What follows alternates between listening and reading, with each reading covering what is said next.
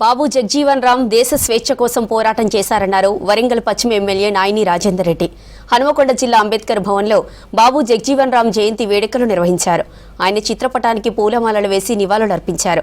అణగారిన వర్గాల అభ్యున్నతి కోసం కృషి చేసి గొప్ప వ్యక్తి అన్నారు.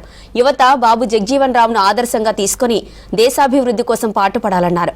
ఈ కార్యక్రమంలో వర్ధనపేట ఎమ్మెల్యే నాగరాజు, కార్పొరేటర్లు, అధికారులు పాల్గొన్నారు. బాబు జగ్జీవన్ రావు గారి 119వ జయంతి సందర్భంగా దేశాలు ప్రపంచవ్యాప్తంగా 118 జయంతి సందర్భంగా దేశవ్యాప్తంగా ఘనంగా నిర్వహించుకోవడం జరుగుతుంది. అందులో భాగంగానే వారిని స్మరించుకుంటూ వారు చేసిన సేవలు, త్యాగాలని భవిష్యత్ తరాలకు అందించే విధంగా, ఎందుకంటే అతి చిన్న వయసులో 40 ఏళ్ల పాటు రాజకీయంలో మంత్రిగా, ఉప ప్రధానిగా ఎన్నో సేవలు అందించారు మన దేశానికి. వారి పోరాటాలు కూడా ఎన్నో అంటరానితనం గురించి మొదలు పెడితే చాలా మంచి సమస్యల మీద పోరాటం చేసి విజయం సాధించి రాజకీయాలను వదిలిపెడతా కానీ సమస్యని వదిలిపెట్టనే తరుణంలో పోయినటువంటి సందర్భాలు మనం చూసిన వాళ్ళ చరిత్రలో.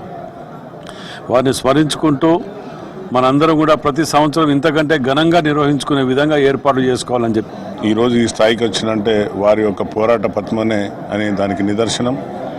దళితులను గ్రామాలలో ఊరు చివర్లో పెట్టిన సందర్భాలు చూసినాం మనం.